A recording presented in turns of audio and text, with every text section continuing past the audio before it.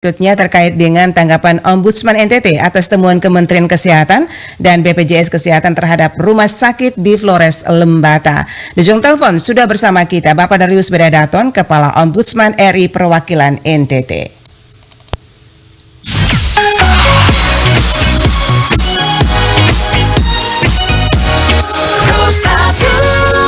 Selamat pagi Pak Darius.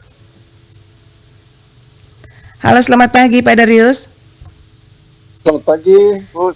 Iya, apa kabar pagi hari ini Pak Darius? Sehat. Amin, selamat bergabung kembali ya bersama Pro 1 RRND pagi hari ini ya Pak Darius ya. Ya, Bu. Baik, langsung saja nih Pak Darius, berdasarkan temuan Kementerian Kesehatan dan juga BPJS Kesehatan, ada sejumlah rumah sakit di Flores dan Lembata ya yang dinilai sedikit bermasalah ini. Nah, kira-kira apa saja temuan dari Kementerian Kesehatan dan BPJS Kesehatan terkait layanan di rumah sakit tersebut dan kira-kira tanggapan Ombudsman ini seperti apa? Iya, apa dilakukan oleh dan kesehatan sebagaimana yang beredar beberapa waktu terakhir ini sakit di beberapa rumah sakit tersebut disampaikan bahwa evaluasi oleh kegiatan tersebut bermula dari kegiatan BPJS namanya rekredensialing rumah sakit. Iya. Rekredensialing rumah sakit adalah kegiatan rutin BPJS Kesehatan setiap tahun itu untuk mengecek apakah rumah sakit yang akan bekerjasama dengan BPJS Kesehatan itu layak bekerjasama atau tidak. Nah, itu biasanya rekredensialing, laporan hasil itu mereka laporkan ke Kesehatan. Nah, kemudian Kementerian Kesehatan sudah melakukan assessment lagi untuk memastikan bahwa laporan BPJS sesuai dengan assessment mereka atau tidak. Nah, sekarang untuk baru berdasarkan surat Kesehatan kepada BPJS Kesehatan 12 atau 13 itu mereka menyampaikan bahwa mereka melakukan assessment terhadap kurang lebih 10 rumah sakit di Jawa Timur, dan yang mereka lihat assessment itu yang dinilai adalah yang pertama mereka lihat sumber daya manusia di rumah sakit itu, kualifikasi, kompetensi dan sebagainya. Kemudian mereka melihat bagaimana sarana prasarananya, kelengkapan, kelaikan bangunan pendukung, dan seterusnya. Kemudian mereka juga melihat informasi dan komunikasinya, lalu bagaimana peralatan medis dan obat-obatannya. Yang kelima itu yang melihat evaluasi terhadap pelayanan yang diberikan, ya, lingkup pelayanan, rawat jalan, rawat inap, pemeriksaan penunjang dan seterusnya. Dan yang terakhir itu adalah mereka melihat komitmen mutu terhadap komitmen rumah sakit dalam menjaga standar kualitas pelayanan, termasuk kepatuhan terhadap seluruh prosedur dan regulasi. Nah, ini 6 hal yang dilihat dalam proses credentialing yang disampaikan ke kesehatan, dan hasil penilaian ini ini penilaian ini dilakukan tahun ini terhadap yang lebih 500-an di Indonesia. Dan dari hasil penilaian itu kurang lebih 170-an rumah sakit dinyatakan memenuhi syarat belum sesuai rumah sakit saat ini. Ya, mereka mengalami penurunan, ya, kemarin disebut penurunan. Dan di NTT kita ada kurang lebih 10 rumah sakit yang dilihat di assessment, dan hanya ada kurang lebih 2 rumah sakit saja yang disebut memenuhi standar. Yang lainnya itu dinyatakan turun kelas, ya. Kelas ini jangan dianggap berarti kiamat semuanya, begitu ya. Tidak, ini kita anggap saja positifnya adalah dalam memperbaiki layanan pada masyarakat kita oleh rumah sakit. Kita minta mendapat catatan-catatan segera memenuhi seluruh standar yang diminta dan agar diajukan kembali untuk asesmen, dan jika sesuai kelasnya nanti akan naik lagi sesuai kelas MIPA. Oke.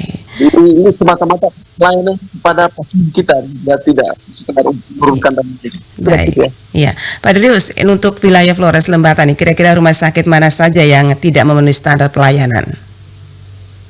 Ya, Flores Lembata ini rumah sakit Antonius Jopo, sakit Healers di mau merek, juga rumah sakit Elizabeth Dela, Gabriel Jawa Pante, dan rumah sakit Bukit Lauleba. Ini hanya ada rumah sakit saja yang memenuhi, kalau tidak salah, rumah sakit dan yang ini kita masih katakan sesuai dan kita segera sesuaikan supaya kualitas layanan kepada masyarakat kita ini sesuai dengan standar yang diminta oleh BPJS.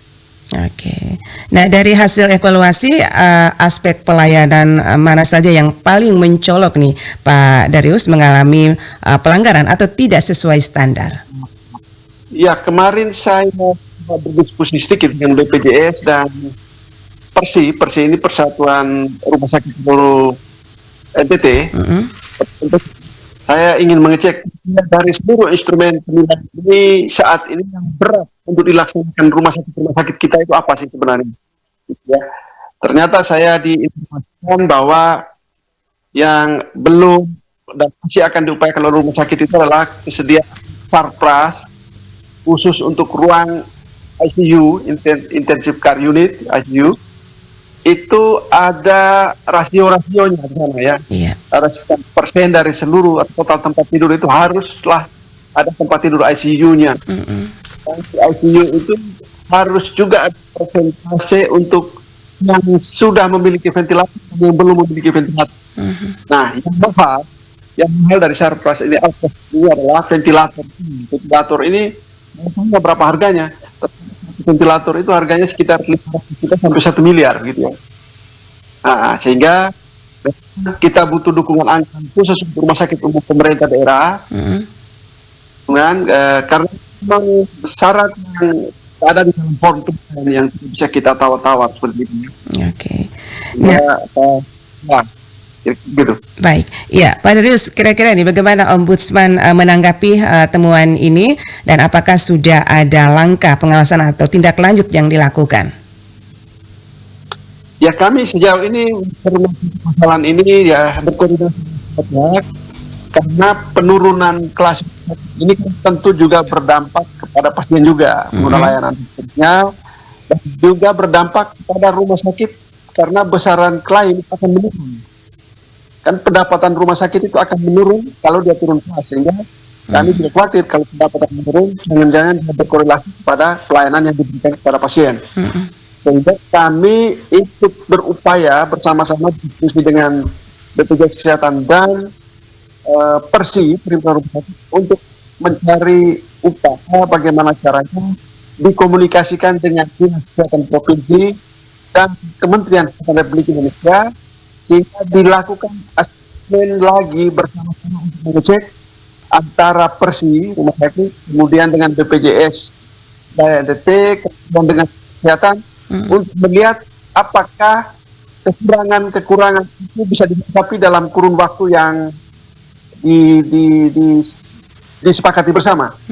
Jadi katakanlah kalau masih diberi kesempatan untuk menyempurnakan atau menambah lagi kekurangan-kekurangan hingga bulan Desember, barangkali rumah sakit masih punya ruang untuk melengkapi dan seterusnya, dan sepanjang rumah sakit berupaya untuk melengkapi seluruh standar yang diminta, ini ada permintaan dari Persi kalau bisa kelas rumah sakitnya jangan diturunkan dulu hingga mereka benar-benar memenuhi, sehingga pendapatan rumah sakit tidak turun. Tetapi ini masih kami komunikasikan apakah bisa, karena ada ruang keberatan di dalam surat kes itu, ada ruang keberatan untuk kalau rumah sakit keberatan boleh menyampaikan, akan di asesmen bersama-sama.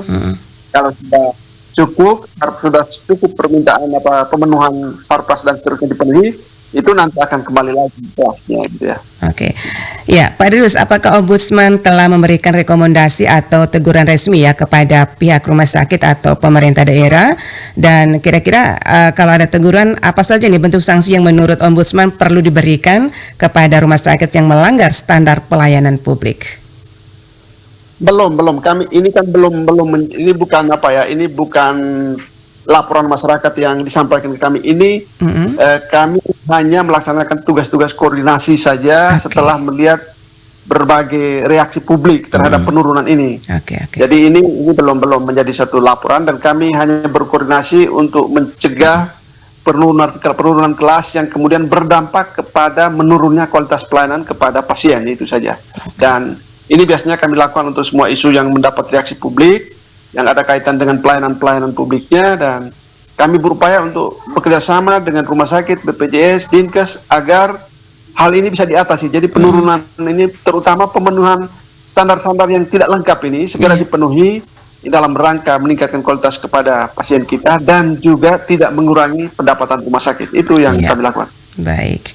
Nah, ini pasti ada dampaknya ini ya terhadap hak-hak pasien jika rumah sakit tidak segera melakukan perbaikan, begitu ya Pak Darius? Ya, ini pelayanan tetap jalan seperti biasa, tetapi penurunan kelas itu berkaitan dengan nanti ada ketersediaan SDM-nya, minimum SDM-nya berapa dan seterusnya. Ini nanti mungkin ada sedikit berpengaruh terhadap rujukan pasien sesuai kelas rumah sakit.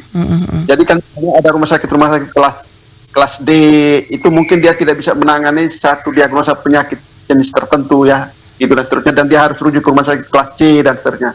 Itu yang kita jaga sehingga tidak membuat para pasien kita dari kabupaten yang sudah serba sulit itu harus dirujuk lagi ke kota-kota lain yang rumah sakitnya memenuhi standar. Ini saja yang kita jaga supaya kalau bisa kelas rumah sakit itu tetap seperti semula, sehingga rujukan pasien juga tidak banyak begitu ya. Artinya tidak harus dari kota itu dia harus bergeser ke kota lain hanya untuk dirujuk karena kelas rumah sakitnya belum sesuai. Itu yang kita antisipasi saja sebenarnya. Tapi pelayanan berjalan seperti biasa, tidak ada masalah. Oke, baik. Nah, kalau ada pelayanan buruk nih di rumah sakit, kira-kira kemana masyarakat harus melapor atau mengadu nih Pak Ombudsman, Pak Darius? Kurang sesuai standar di rumah sakit, silakan nanti dilaporkan ke rumah sakit itu. Di rumah sakit itu ada bagian pengaduan yang tugasnya menerima komplain seperti itu. Ada BPJS juga di sana. Kalau tidak ditangani nanti boleh dilaporkan ke kami di Ombudsman melalui nomor-nomor kanal-kanal pengaduan yang kami sebarkan selama ini. Oke. Dan terakhir Pak Darius, kira-kira apa harapan dan juga pesan Ombudsman RI perwakilan NTT kepada pihak rumah sakit, pemerintah daerah dan juga masyarakat agar pelayanan kesehatan di wilayah Flores dan Lembata bisa membaik? Ya, kami berharap pertama mari semua pihak ini duduk bersama ya, rumah sakit, BPJS, pemerintah daerah, Dinkes ini duduk bersama, lihat satu-satu instrumen-instrumen yang kurang, kita penuhi. Kalau anggaran kita cukup untuk melengkapi, kita penuhi dalam rangka meningkatkan kualitas pelayanan kepada pasien kita, dan juga tadi supaya rumah sakit tidak kehilangan pendapatan karena penurunan ini. Ini bisa dilakukan kalau semua pihak mau duduk bersama dan kerjasama untuk melakukan perbaikan. Itu saja. Kita bisa melakukan pembenahan ini asal kita duduk bersama, sinergi, kolaborasi dan seterusnya. Oke, baik. Terima kasih Pak Darius Wedadaton pagi hari ini bersama Pro 1 RRI. Apa semua yang kita harapkan berjalan baik adanya. Salam sukses. Terima kasih banyak RRI. Pendengar Pro 1 dimanapun Anda berada, demikian wawancara kami bersama Kepala Ombudsman RI perwakilan NTT Darius Wedadaton terkait dengan tanggapan Ombudsman NTT atas temuan Kementerian Kesehatan dan juga BPJS Kesehatan terhadap rumah sakit di Flores, Lembata.